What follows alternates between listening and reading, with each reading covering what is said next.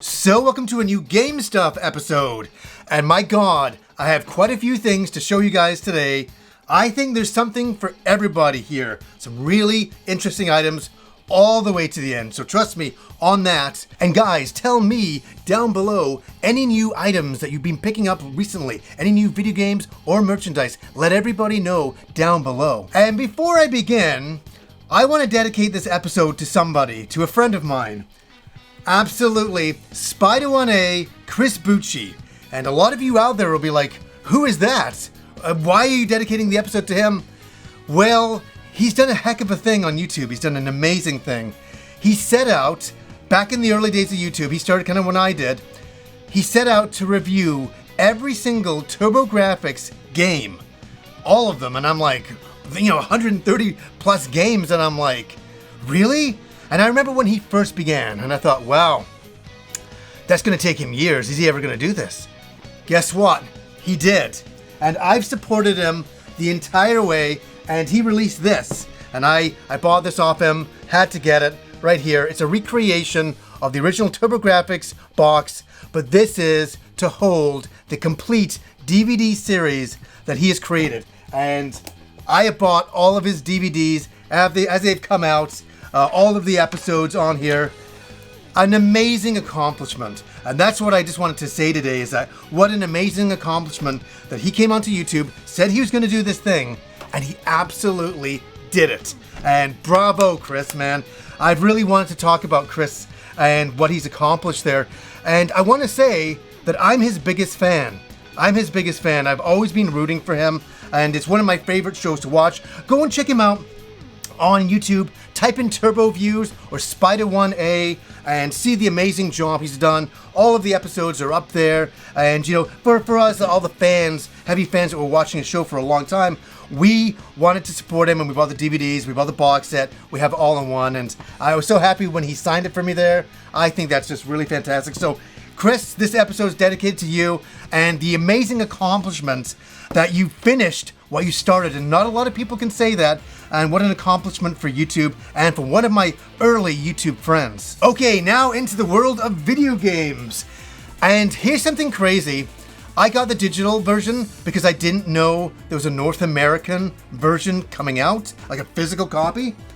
That's for Live Alive. I just picked this up. I'm like, I didn't know there was a North American physical copy. So bravo to Square Enix for doing that for a game that a lot of people might see as an indie style of game, or not a triple A game.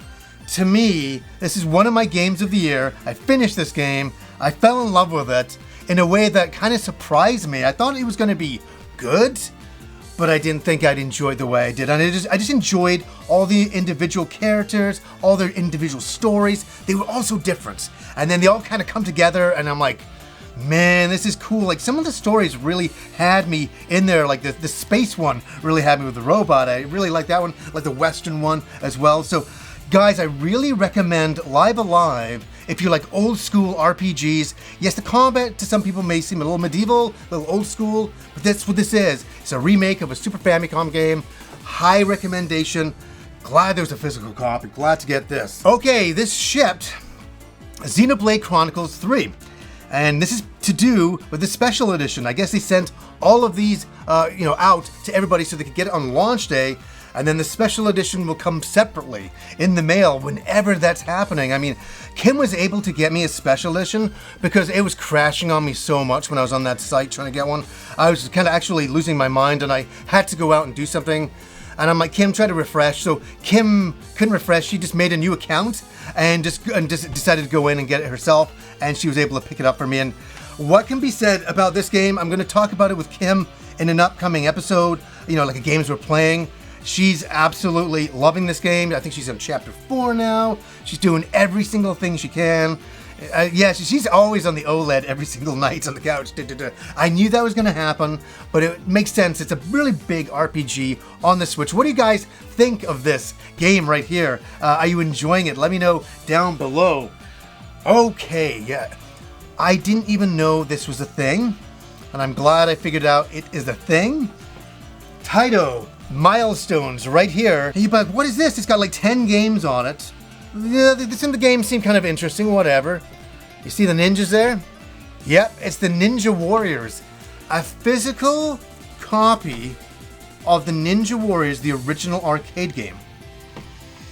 We had the PC Engine version, we had the Mega Drive version. Yes, we had the version on PSN, which I love, I play all the time. I do play it all the time. It's one of those games I always go back to because it's so easy to pick up. It's so mindless in a lot of ways, but it's, it takes skill as well. But I thought, wow, I can have that game on the Switch in a collection. I'm like, John, if you don't get this, you'll probably regret it because I'm a bit of a Ninja Warriors fan, and I got some other Ninja Warriors stuff on the way, I'll say, and I'm going to save that for a future episode, but really, that's a really wild one that kind of came out of nowhere. Okay. I'm not so happy about this next game. I know, right? Like, what the heck's going on? I bought this game as a curiosity. It's super cheap now. It's not expensive. I haven't seen any reviews. I've just heard a bit of buzz from some friends talking about it. Babylon's Fall, right here. This game is supposed to be absolutely terrible. But I'm gonna make up my own mind. I'm gonna go in when I get a little bit of time and to see what this kind of has to offer. What do you guys think of Babylon's Fall? I mean, I don't know. I saw it on the cheap and I'm like, this is going to be a really interesting experiment. So that this game is either just going to be, it's okay, or it might go into my most disappointing games of the year award. So we'll see about that. But I'm not going to jump on the bandwagon of hate yet, but I don't have high hopes. So I'm kind of, this one's a little bit all over the place for me. I don't know what I'm going to get out of the experience. It's going to be quite interesting. It's kind of interesting for the next game. Another game I picked up really cheap. You gotta check out Amazon. There's a guy I I follow on Twitter, and he puts up the latest deals. So I get some games for like $9, $10, and all that, because they only like that for like 5 to 10 minutes and stuff like that. I was able to get Guardians of the Galaxy, physical copy. I played this, and you know what? Like, I played this game a couple of years ago. I got a digital copy of it, and I wasn't unhappy with it. I think it was one of those games I said at the time, completely passed over. Everybody's like, there's other bigger games. I'm not just doing Guardians of the Galaxy. Guardians of the Galaxy, it's not even the same characters. It is the same characters, but not played by the same actors or anything like that. Right? They had to change the likeness, as they always have to do with this Marvel stuff, when they come to video game form. But this kind of was surprising. It had very good writing. It was quite funny. Action was really good. Very great graphics. And I think for Square Enix, it was a bit of a bomb. And it's kind of a sad thing, but it's kind of a good thing for everybody out there who's curious about the game, wants to get it cheap, pick it up in the cheap. Totally, I think worth it for you. Okay, speaking of, I went to my, video game store, Press Start, local game store for me, and I'm hanging in there. I had my wife and baby were just dropping by before we went to the park, and I saw this up on the shelf, and I was like, oh my God, you know what? I got to pick this up. It was like $14. Space Hulk Tactics. Do any of you guys like Games Workshop? I'm a bit of a fan myself, and I remember my friends back in the early, the late 80s, playing Space Hulk on the floor, and I always wanted to play, with the Space Marines versus the Gene Stealers. I really liked the idea of going into these Space Hulks and having these kind of battles, very much like Alien, and I really enjoyed that. And do you know what? I came home with this game, and then I was like, oh, let's have a look at some reviews, and I put them up, and they were mixed. They were a little bit mixed, but I thought it looked okay. I was like, oh, this looks pretty good. It's capturing that board game kind of experience, tabletop experience, and giving it, a 3D treatment at times. And I thought, I wasn't unhappy with the look of it. Some of the reviews are like, oh no, this isn't very good. But I'm like, you know what, for $14? I'll definitely give this a go. And the next one is a really interesting one. Any Wild Guns fans out there? Do you know what? I had to redo this bit because I called it Wild Arms. I don't know why I did that. So Wild Guns is a great old classic. Man, this is by Strictly Limited. Have any of you guys played this game? This is a super goodie from the past. It was a sci-fi western, and that's what made it so absolutely cool. It had 2-player in there, and the graphics were stellar. I remember me and my friends thinking, this is a top tier game back in the day, and a high recommendation. I had to absolutely get this, so very cool to get this. Really neat stuff. Okay, me and Rob have been talking about this for a long time. His wife picked this up for his birthday about a year and a half ago. And it took a long time to ship. I know Rob was getting a little upset. I sometimes have a little bit more patience. I knew it would come out. I knew it was because of COVID, and there's been delays with so many different things related to, the shipping and getting parts and pieces of this and this to make certain special editions happen. But here it is, and even me, I couldn't resist this one. I tried to resist this one. I couldn't, because it's harkening back from my old days on the NES, and that is the Castlevania Anniversary Collection. Can I get that without any light on it? Look at this beautiful looking edition here. And you're like, are you opening it up? Oh, absolutely not. No. This is a collectible for me. I already have all of the games. Well, most of them anyways, for sure. A lot of them I would rent or borrow from friends, but I have all the NES games because I absolutely love them. Did you know, here's a small fact that not many people know, that Rob's favorite character isn't actually Mega Man, it's Simon Belmont. Did you know that? You can ask him about that. That's actually true. We've had many debates and talks about it. But this was by limited run, and yes, it took a long time to come. A long time. At one time I thought, I wonder if it's ever coming. I don't think so. I don't know. But I knew to get all the pieces together, and it shipped, and everybody's gotten it now, and they're all happy. And it's like, obviously any Castlevania fans were crazy for this. This is a beautiful edition, and really happy to get it. And it's just kind of like an extension of my love for the Castlevania series, and that's absolutely why I picked it up. Okay, you ready for something a little different, and then we'll get back into the game stuff? This is fascinating. This is a totally different item out of the blue here to show you.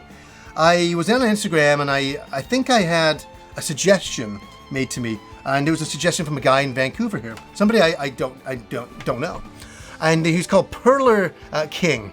And I was like, oh, okay, Perler King, interesting. And I started looking at his work, and does perler beads, and Kim does perler beads as well, but this guy was doing stuff that was like crazy. And there's been a perler bead that I've asked Kim to make me for years, and she's like, John, I just don't think I can do it. It's way too complicated, it's way too big. I don't have all of the perler beads and all of that. And so I decided to send this guy a message, and I'm like, hey, would it be possible to get a perler bead of this design? And I sent him this design. And he's like, yeah, I can do that. And then I find out he's like lives 10 minutes away from me. So he did it. He did it in a few days' time. Stellar job, stellar guy. I went to pick it up from his place. Really nice guy. We sat and talked about the old school days. And even he said, he was like my age. And he's like, I've never seen this game. And I'm like, I know not a lot of people have, but for me, it's for me, and there's a lot of Master System fans watching right now. This is for you guys. This is for all of us. Take it out. Be very careful with it. It's a perler bead of Golvellius. Yes, Golvellius, that incredibly fun game on the Master System, which obviously was a clone of Zelda, but it did its own thing, and it did a lot of original things. And I think this is an unbelievable game, and I know a lot of people play it and they're like, geez, this is hard, and I get that, but it's one of those ones from my youth, and this particular title screen is burned into my mind of what kind of like fantasy was for me back then in the beginnings of video games. And I remember seeing the title screen and getting excited, thinking, look at this adventure about to take place, and this is what's so fantastic. And I want to thank Perler King once again for doing this for me, and I really appreciate it. It's something, it's gone to a great home. As you guys kind of know now, I really love art. I'm a big lover of art, and this is art from a different time. This is 1988 here, 88, 89, and wow, what a beautiful piece. And I brought this home, Kim looked at it and was like, oh my god, couldn't believe it. I'm just gonna put this on the floor here. Very nice. Okay, so the next item, this is a book. And I think a lot of you out there will be very, very curious to see the book, even if you get the book for yourself or not. This book, man, Jimmy Hoppa, my friend Jimmy Hoppa in Japan, he's like, John, oh my god, I just got this book. It's so fantastic. Here it is. The artwork for Triangle Strategy right here. This This is a bit of a surprise. Triangle Strategy is a great game. It's a fun game. And the art in the game is really good, but when you see the concept work here, it is absolutely phenomenal. Phenomenal. And for any artists out there, this is very inspiring. I sat out one day just drawing, just because this inspired me so much. I couldn't capture what this artist was doing, because this is top tier art. This is top tier art to me, and just gorgeous looking stuff. And I think this is a high recommendation. I picked this up. It's only about $50. I got it on eBay. That's sometimes the way you have to go, right? And I want to thank Jimmy Hoppa for recommending it to me. I know it's like, pimping me on this stuff. I'm like, oh man, I can't resist. And I picked this book up, and I thought I was going to like it, but I really, really liked it. I was like, I sat outside many times during the summer, because it's been very hot here. That's actually why I'm wearing this and not my flight jacket. It's like the hottest day in summer right now. But I would go outside, with a beverage, tea or whatever, and I'd sit and analyze this artwork and go, God damn it. As good as an artist as you think you can kind of sometimes be, you're kind of humbled. And this artwork, I think that's probably the best kind of wording for me with this book. It humbles me. And I just go, oh my God, like I really wish I could be an artist like this. This is incredible. And all that. Very, very jealous of this for sure. So, okay, here's another interesting book. I'm gonna probably pronounce this wrong. Ordo Ab Ko, A Guide to Understanding Xena Saga. Right here. From hyperplayrpg.com. I just want to say I'm not associated with them in any way, shape, or form. But what they do over there is they take these translations and explanations, and they will print them out. And then you can buy them on there. It's nothing to do with me. What they are, they're fans supplying fans with cool stuff. Like Xena Saga here. This is a really cool book, because it's for you to understand Xena Saga and the series and understand what's going on. And let me tell you something. I've never reviewed Xena Saga because it's so complex. There's so much to it. There really is. There's a lot of religious overtones. There's a lot going on there with the story that way. And, with the technological world and the many, many different society elements that are going on. You'll understand if you ever played the game. You'll know exactly what I'm talking about. But a great book, and you can pick it up from that website if you're interested. It's just like the Xenogears Perfect Works that I showed. A lot of you out there were very interested in that book, and so I thought I'd absolutely show this. Okay, we're not quite out. There's still a few items to go. And yes, I'm playing D&D. I'm playing D&D like crazy, and it's a lot of fun. I got another huge game coming when a friend of mine comes out in the summertime. We always get together and do a game for that. Also got games going on with Kim, and I really hate saying this because I don't want them to watch this episode, so I'll just tell them not to watch it. But I got big plans for them in the future with this. Do any of you play D&D? Do any of you remember Spelljammer from back in the old days of D&D? Yes, it was a wild concept back in the day where it's in the Dungeons & Dragons style world, but you could go into space in ships and get into some really, really crazy adventures. And I remember seeing the book of that and going, oh my God, that is the imagination. My imagination soared thinking about that back in the day. And this book set is just stupendous. First of all, it comes with a nice DM screen here, which I think is really, really gorgeous looking stuff. Yeah, it's wild. When you get into space and Dungeons and Dragons, things are going absolutely crazy. And yeah, there's so much to all of this. One thing right here, we got an entire book on just the monsters in the astral planes. Yeah, that's wild. And I love looking at the monster designs of this stuff. It's just, they're so wild, so crazy, so imaginative, and it really takes D&D and shakes it up. And I think that's what I appreciated back in the olden days when I first saw them doing Spelljammer. I thought, wow, they're really going in some different directions. They were with a lot of things with Dragonlance, and then they were really, really setting the foundations of what everything is built on now. And there's the Astral Adventures guide here, and this kind of shows you all the ships and stuff, at your disposal, and kind of where you are in the planes and what's possible and what's not. Like here we go, with the ship designs and things like that. Really, really nice looking stuff, and Comes with a huge poster in there as well. And we have an adventure book right here. This is perfect for anybody starting a brand new campaign. You can just start right here with an adventure and take them through all of this kind of stuff where you start and you can read a certain section and then build upon that. And you can add this to your own games and things like that. What I always do is this stuff, what I always like to do, I read through it all and I just take the ideas that I want and I put it into my world. So my world isn't what I would say is a typical Dungeons and Dragons world. It's kind of my world. It's like I take the best bits that I like and meld it into how things are. So yeah, there's like Waterdeep in my world, but it's not the Waterdeep that you see in the books per se. And that's what this stuff is always supposed to be. You use it the way you want to use it. So maybe you just want the monsters, or maybe you actually want the guide into how to design a ship for traveling in the astral planes. And I remember a few adventures back in my day of getting to that level, and then we didn't get the actual book back then. So I'm very happy to have this now. Lots of these ideas. I hope Kim and my friend are not watching this, because I'm going to implement a lot of these ideas into our future adventures. Okay, here's our last book here. It's called Dragon Quest: The Adventures of Dai, right here. And I saw this and I thought, oh, that's cool, Dragon Quest. But I'm like, this is some side thing or something. I don't know what this is about. And I just kind of passed it off. And here's something that hit me that was so surreal. I'm like, wait a second. So I went into my closet and dug up some old books from 1989.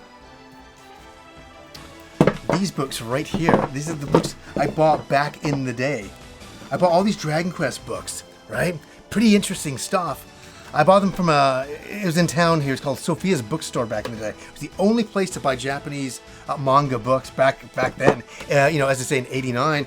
And I bought all of them. I was like, oh my God, I have to have these, because I was just starting to get into Dragon Quest, and I would just kind of sift through these. I could never read them because they were in straight Japanese. And I'm just like, love the artwork though. I didn't know. This is a translation of those books. This is a translation of those books and those adventures, and I'm like, what the heck? So it's almost like, it's so weird. It's almost like 33 years later, I finally can read it. And I had these books, I bought these books 33 years ago. Isn't that surreal? Just the weirdest thing ever. And I'm like, what? I could have read these the entire time? You know, like, this has only come out in the last few years, but it's nice that it's like, I can finally read it after all this time. It was a weird moment. And I used to draw that stuff back then and all that, but oh my God, guys, I've been going on for a long time. And it's the hottest day of the summer. I think I'm going to get some books that I picked up here and go sit outside and read and get a little bit of fresh air for sure. So let me know, guys, any new items that you guys have been picking up. Let me know down below. So anyways, guys, until next time.